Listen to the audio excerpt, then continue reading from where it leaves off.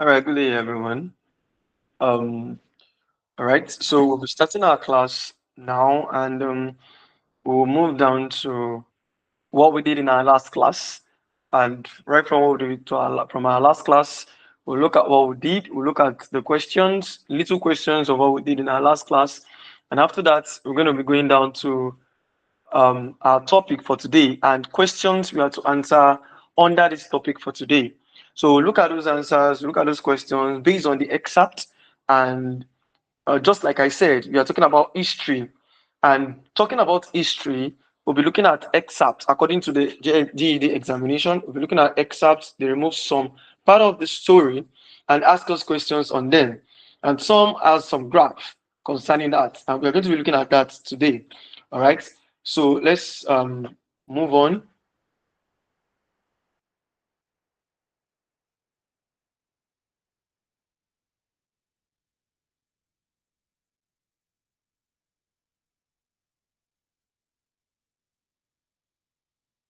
So first of all, we'll be looking at United States history.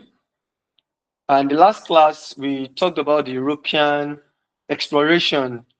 We talked about the European exploration, which is something we are going to start first. And I'm going to be looking at, I'm going to share my screen now. We just through what we did. We just glanced through what we did in the class. We just glance through what we did in the class.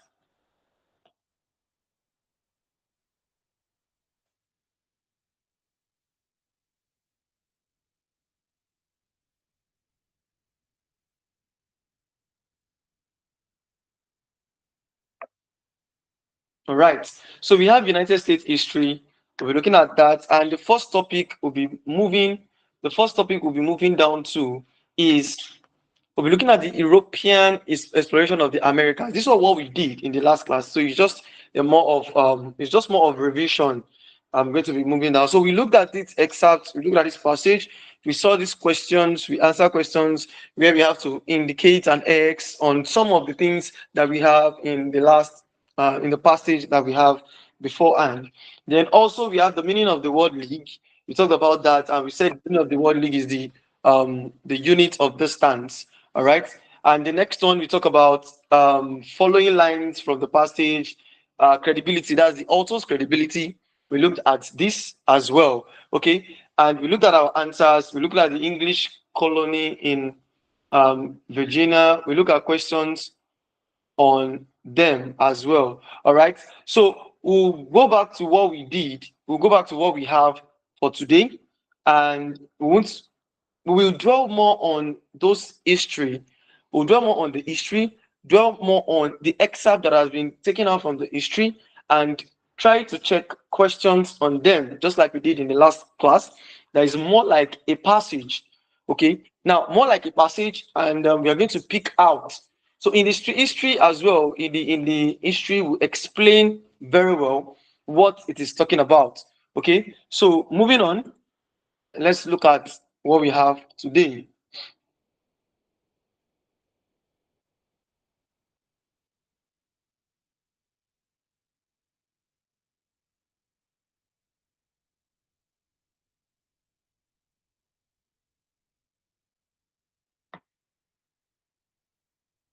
Sorry. All right. So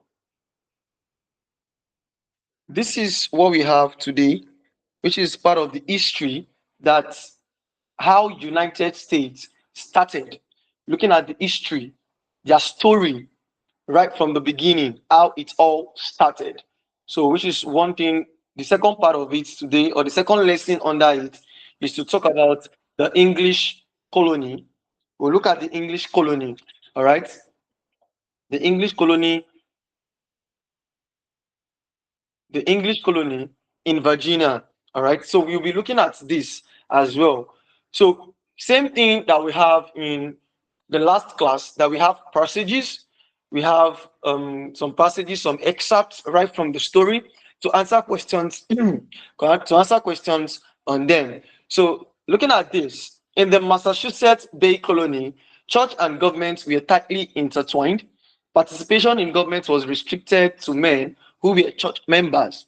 Those who disagreed with the church or the government were frequently expelled from the colony. For example, Roger Williams, after being banished from Massachusetts, founded Rhode Island, where he established religious freedom for all. Okay, so this is part of the story that we have in the English colony in Virginia. So let's look at the question under them. It said, which detail best illustrates the close connection between the church and government in Massachusetts? Which detail best illustrates the close connection between the church and government in Massachusetts? Let's look at this. Option A says only men who were church members could participate in government. Rhode Island's government allowed religious freedom. Individuals who opposed the church or government were expelled. Roger Williams was exiled from Massachusetts and established Rhode Island. Let's look at the question. If you look at these options, they are actually in this passage. But let's look at what the question is actually talking about. It says, which detail? So part of the details that we have in the option is asking which detail best illustrates the close connection between the church and the government. That is, what connected the church and the government in Massachusetts? Is it that only men who were church members could participate in government? Is it that Rhode Island's government allowed religious freedom? Is it that individuals who opposed the church or government were expelled? Is it that Roger Williams was exiled from Massachusetts and established Rhode Island? What connected the two, which is the church and the government? We realize that it is saying that Rhode Island's government allowed religious freedom. That is the close connection between the church and the government. That's option B. Rhode Island's government allowed religious freedom. That is, even in the sense that are part of the government, they are also part of the religious group that they have. So they have this close connection between the church and the government. If you look at option A is saying only men who were church members could participate in government. That is, everybody could not participate in government.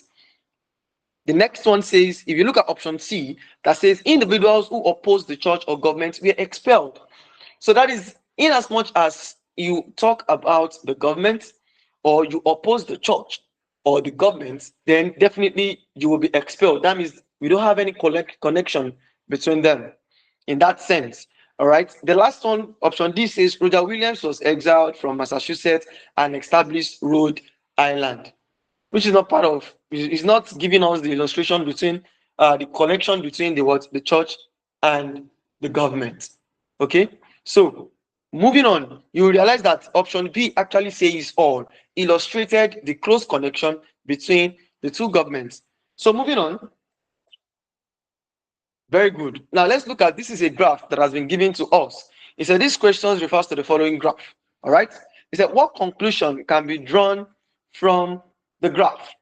From this graph, what conclusion? If you look at this graph, you're saying black and white population of the southern colonies in the 13 colonies. All right, which is something we'll still discuss later on, where the 13 colonies were established. All right, in the building of the United States story or the United States history. All right. So moving on, we have if you see, we have colors, different colors that has been highlighted here. That has been highlighted in this instance here. We have the black here says Virginia, which is white. We have the green here says Virginia, that is black. Then we have the blue here says Maryland, white. Maryland, black. We have them, which is they are being seen as the color there. So what conclusion can be drawn from this graph? Option A says the population in the southern colonies grew more rapidly than in other regions between 1720 and 1740. That is, the population in the southern colonies grew more rapidly than in other regions between 1720 and 1740. Let's look at that. 1720 to 1740. Let's look at that. If you look at this 1720 to 1740, it says southern colony grew more. Okay. If you look at it, did they actually grew more within that instance? 1720 to 1740. Let's see. Okay. Then if you look at the next one, it says the black population experienced a greater increase than the white population between 1720 and 1760. The black population experienced a greater increase than the white population between 1720 and 1760. 1720 and 1760. Black. Let's look at it. The black. Okay. So let's look at this color that has been used for the blacks. That has been used for the blacks. We have the green was used for the black. It said the black population experienced a greater increase. So if you look at the Virginia here, which is the green one, the Virginia here, which is the green one. Aha, okay. I think I can increase. So we'll be able to see. We'll be able to see it very well. Okay. So we have the Virginia here, which is the green color. We can see it here. Okay, we can see it here. Then we have the black, that's the Virginia black. Then we have the Maryland black, which is also here, somewhere here. Then we have the Northern Carolina, which is orange, which is somewhere here. And we have the South Carolina, which is black also, and is having this lighter blue, shade of blue, which is somewhere here as well. Then we have the Georgia, which is purple, which is down here. Okay, and we have them also here labeled here. So now let's look at what we have as our question and the option. What conclusion can be drawn? Option C says in 1720 the southern colonies had a higher black population than a white population. That's in 1720. They have a higher, you can't see that in the graph. We have the northern colonies had a larger white population.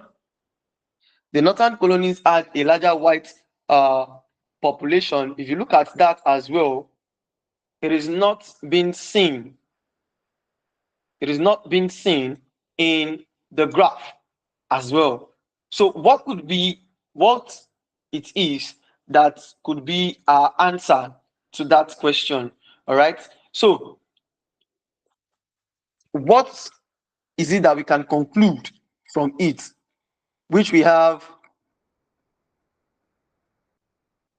that's option B, which says the black population experienced a greater increase than the white population between 1720 and 1760. If you look at the data that has been given to us, it says the data likely shows a sharp rise. That is, if you look at it, it gives a sharp rise in the black population due to the increase in enslaved Africans brought to the southern colonies for labor on plantation. If you look at that, so we have that's 1720 to 1760. We have it here to 1760. We have the increase of the black. So we have this color. We have this color. We have this color, which is definitely telling us a black, and also this color, which is also telling us a black as well. This is the Virginia. That's the Virginia color. Let me zoom in so we can understand better.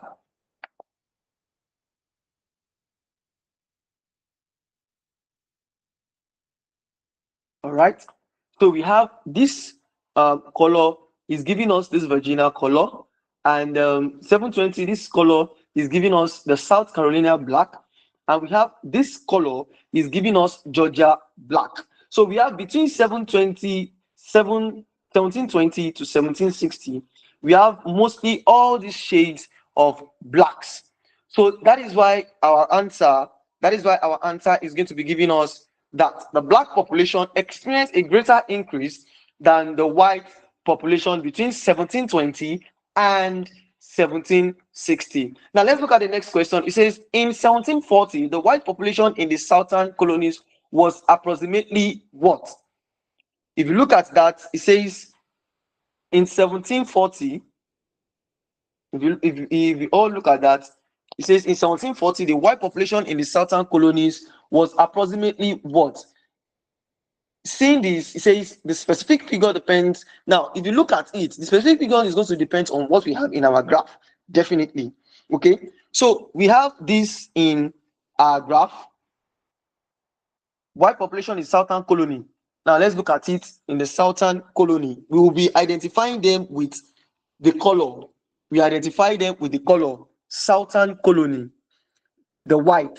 It says in 1740, the white population in the southern colony was approximately dash. Now let's look at it. Southern colony.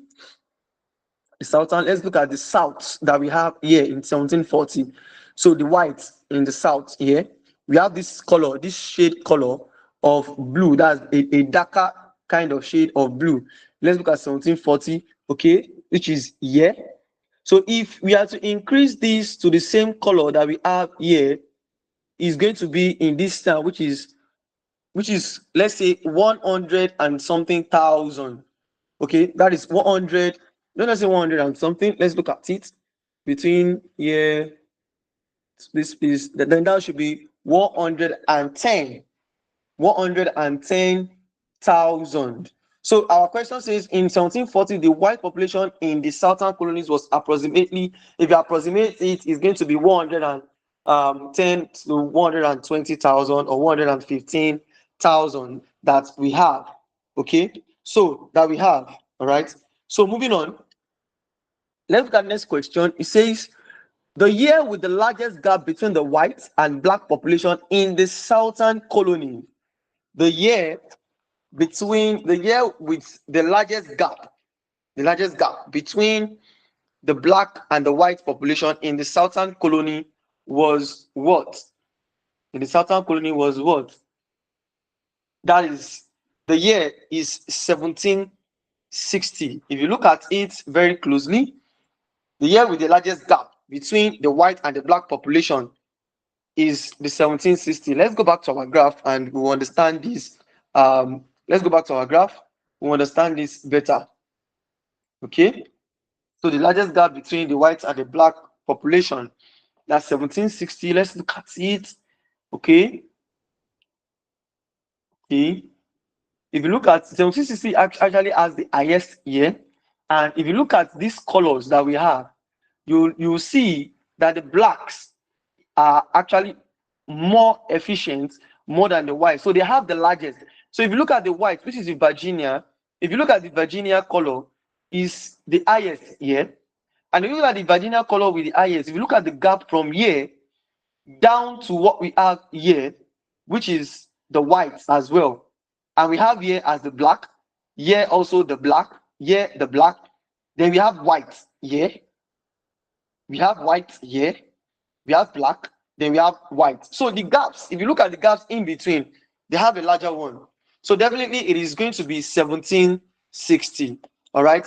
So that is that on this graph, question on the graph. Okay. So moving on. That's that on our question on the graph. So moving on, let's look at the next question. Okay.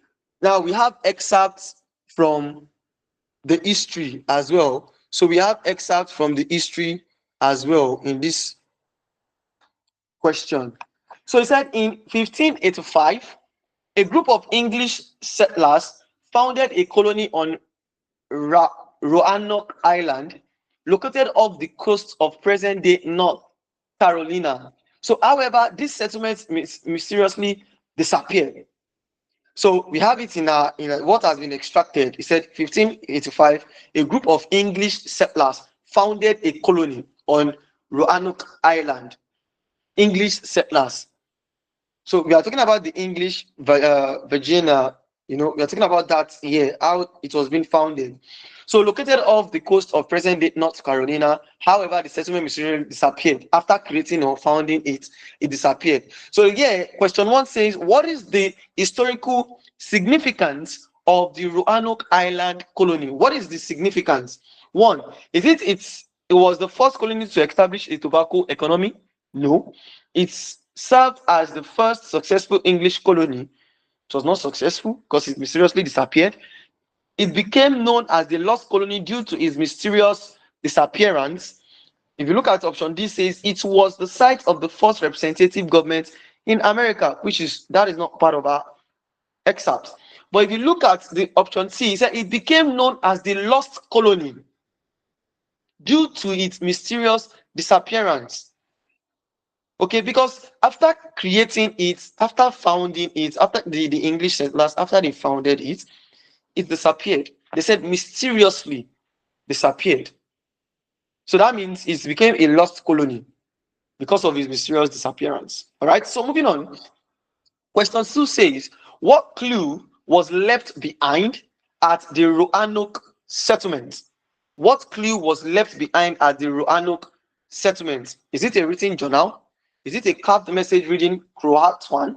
Is it a map detailing their location? Is it a letter sent to England? If you look at it, it is not a written journal according to the history. It is not a map detailing their location. There is no map as at that point. It is not a letter sent to England, but it was a carved message that was that was written as Croatoan. If you realize our last class where we had this whole history of the United States, you will realize that we talked about what has been carved after this place that was being founded was lost. A carved message was founded, and that is Croatoan, before deciding to find or before deciding to establish another colony. All right, so the answer here we have is a carved message reading Croatoan. All right, so moving on to the next one. It said in 1607, a group of about 100 settlers sponsored by English merchants. In 1607, don't let us forget the date. In 1607, a group of about 100 settlers sponsored by English merchants established Jamestown in Virginia. This became the first permanent English colonies in North America, that is after the lost colony. You know, they created a colony before it was lost mysteriously, and they call it the lost colony. And the only way they could get it was what was carved. That is the Croatoan that was carved. And yeah, they now created in 1607 and another 100 settlers, English settlers, another 100 settlers that was sponsored by the English, decided to establish Jamestown in Virginia. And this became the permanent English colony in North America. So why was the Jamestown settlement significant in early American history? Option A says it was the first colony to gain independence from England. B says it was the first English settlement to successfully survive. C says it was the final colony established before the American Revolution. D says it immediately became a major export hub. If you look at it, the options, the one that actually moved with our excerpt is it was the first English settlement to successfully survive. Why did we say that? They said it became, if you look at the excerpt, it said it became, that is, this became the first permanent English colony in the North America. That means it was successful. So that means it was the first English settlement to successfully what? Survive. Because the first one mysteriously disappeared. So the second one here successfully what? Survived. So the next one says, who funded the Jamestown expedition? Who funded it? Is it the English monarchy? Is it the private French investors? Is it the English merchants? Is it the house of Borgises? So we have, looking at what we have in our excerpt again, you know, when you look at questions like this, you need to go back to your excerpt for you to have a proper understanding of what the question is saying. For you to have a proper understanding of what the question is saying. So, who funded the Jamestown expedition? Look, going back to our excerpt, it says in 1607, a group of about 100 settlers sponsored by English merchants. We already have our answer there. So who funded it? Which is what? The English merchants. Okay, that's option C. Now moving on, another excerpt. It said the settlers faced severe hardships. That is the English settlers. All right, that's the 100 settlers that established the Jamestown in Virginia. So he said the settlers faced severe hardships, including a lack of farming knowledge, poor relations with local Native American tribes, and insufficient food supplies. Quote. All right. So he said, what was one major reason for high mortality in early Jamestown? What was one major reason for high mortality in early Jamestown? Let's try to understand the question. All right. The first one here says attacks from Spanish ship, which was not something that was even recorded. We have that's for the English colony that was established in Virginia. So we have inability to find fresh water, not there. Lack of agricultural knowledge and food. Then the next one says plagues from Europe. What was one major reason for high mortality in early Jamestown? And this was because they have the lack of agricultural knowledge and food. They could not, after establishing it, they could not sustain themselves. All right, they could not push themselves, so it became an issue because nobody they didn't have this agricultural knowledge. And this the next question says, which of the following challenges did Jamestown settlers not face during the early years? Which of the following challenges did Jamestown settlers not face? That is, what is it that they did not what? What is it that they did not face? Okay, and that is option A says lack of farming skills. Option B says frequent private pirate attacks. C says poor Native American relations. D says food shortages. So what is it that they did not face? And that is what? Frequent pirate attacks. They didn't face any of that. What they faced was lack of farming skills, poor Native American relations, because they could not relate to the American, that's the local Native American indigenes that were there, that's the tribes that were there. And also food shortages, they faced that as well. But they didn't face frequent pirate attacks. All right. So moving on, the survival of Jamestown was largely due to the introduction of tobacco as a cash crop. Largely due to the introduction of tobacco as a cash crop.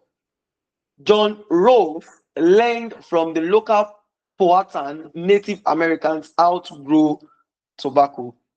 So we see that we've seen the person that actually helped in that situation. So the question says, what role did tobacco play in the success of Jamestown? Is it that it helped the settlers develop immunity to diseases? Is it that it was traded with Native Americans for land?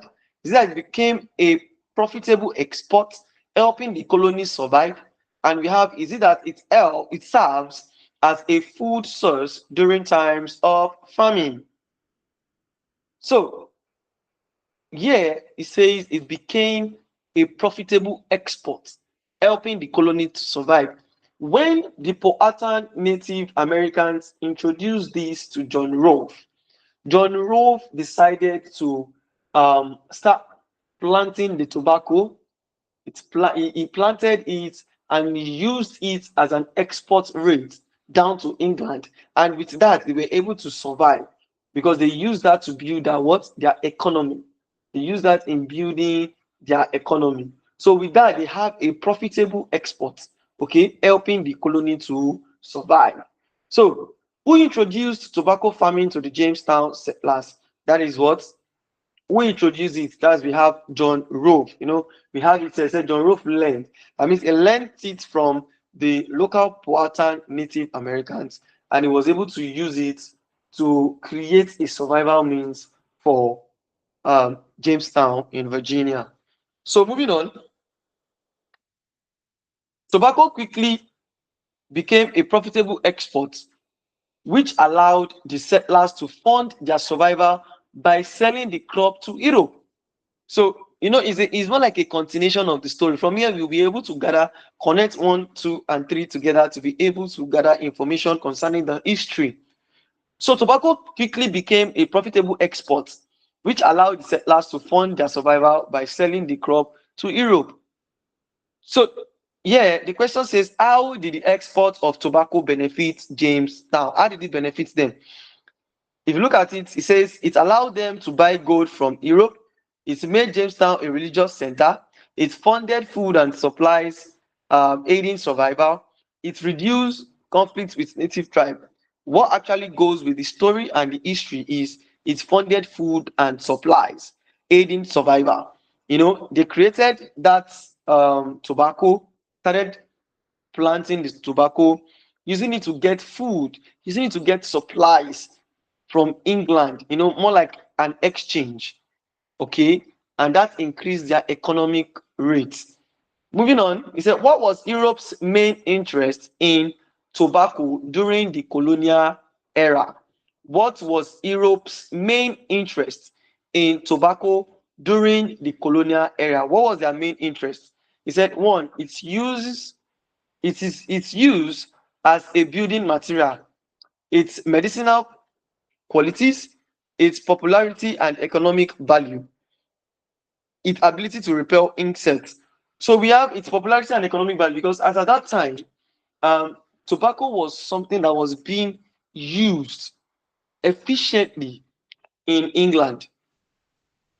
So it was something that was used efficiently in England, and it is because of the economic value. So they became that first town that was creating that and was exporting it down to England, which was actually creating more generation of their increase in their economy for them.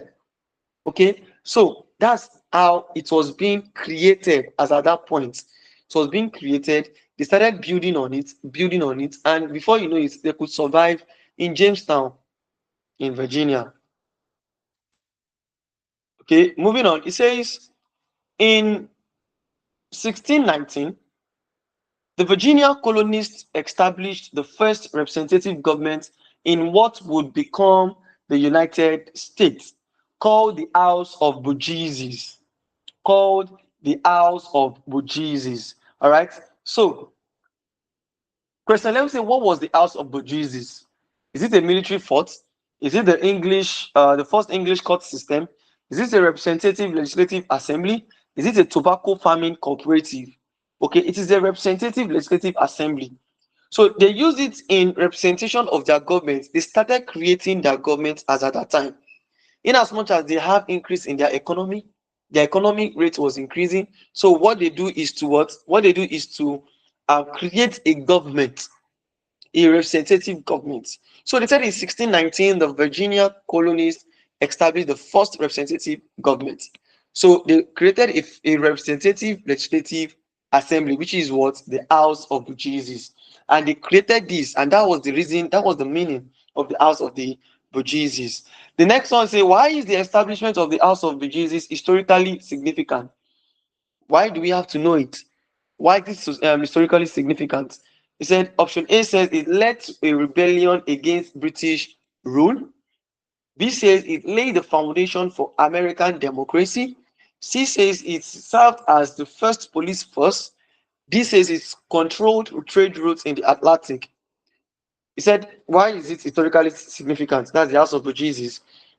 Is it, if you look at option A, it led to a rebellion against British rule. No, it didn't lead to that. If you look at option C, says it served as the first police force. No, they were a representative government, not a police force.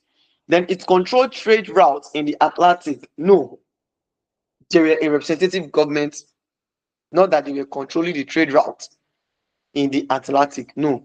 So what we have is they laid the foundation for American democracy. This was where government started from in Virginia after the exploration, the European exploration, after they've explored. Now they created an English colony in Virginia, and after creating this English colony in Virginia, they created their survival means. After creating their survival means, which is their economy, they started creating a government. They started building up their government, and it was this that actually led to American democracy. Moving on. Only male landowners who were at least 21 years old could vote or serve. Only male landowners who were at least 21 years old could vote or serve in the House of Burgesses. Looking at the question, it says, which group was allowed to participate in the House of Burgesses? Male landowners aged 21 and above, that's 21 and over, they were the ones that were given the opportunity to participate in the House of Burgesses. That's the representative government. And we are talking about their age, those that are qualified. Then we have what does this voting requirement suggest about early colonial society? That is, it was highly democratic, it favored land-owning men, it was open to all classes, it encouraged equal rights. So he said, what does this voting requirement suggest about early colonial society? It's actually, if you look at it, when they said 21 years old could vote, 21, that's male landowners that are aged 21 years and above. So that means it only favored the landowners. So even if you're 21 years and you don't have a land, because at that point you could not be represented in what? In the House of Jesus. That means you cannot serve and you cannot vote in the House of Jesus. So one of the criteria is you need to have a land and 21 and above. So even if you are 21 and above, you don't own a land, then you cannot do it. So that is that on that. The Church of England became the official religion of the colony, and members of other religious groups faced persecution. So, Church of England was actually the first religion that was created, and one and only official religion in Virginia. That's in Jamestown, Virginia. So they said, what was the official religion in early Virginia? That's the Church of England, which was written in that excerpt. He said, what happened to those who practiced religions outside the Church of England? They were what? They were persecuted and often forced to leave. Persecuted and often forced to leave. Persecuted and often forced to leave. All right. So moving on. The establishment of Jamestown, along with the introduction of tobacco farming and representative government, marked a pivotal moment in the history of English colonization in North America. Why? So, why is Jamestown considered a pivotal moment in English colonization? Why? One, it led to colonization of South America? No. It failed within a year? No. It was the first successful English settlement. It abolished slavery. Establishment of Jamestown along with the introduction of tobacco farming and representative government marked a pivotal moment in the history of English colonization in North America. So why is Jamestown considered as a pivotal moment? It was the first successful English settlement. Because it was the permanent successful one. Not like the one that was mysteriously disappeared. All right. So that is that. So which three developments marked Jamestown's importance in colonial history? Three developments marked Jamestown importance in colonial history. So we have gold plantation and taxation, trade routes, cotton farming and independence,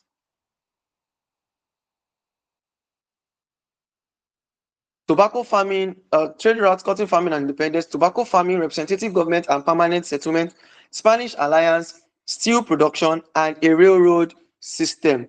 So which three developments mark Jamestown's importance in colonial history? Which of them? That's tobacco farming. If you look at what we've been discussing, tobacco farming, representative government, and permanent settlement. Those are the three developments that we have.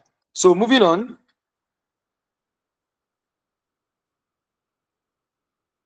Yeah, the historical significance of House of Burgesses, we have that as it was the first representative legislation in America. Who was eligible to vote? We only have landowners over age 21. All right, so that is that for our class for today.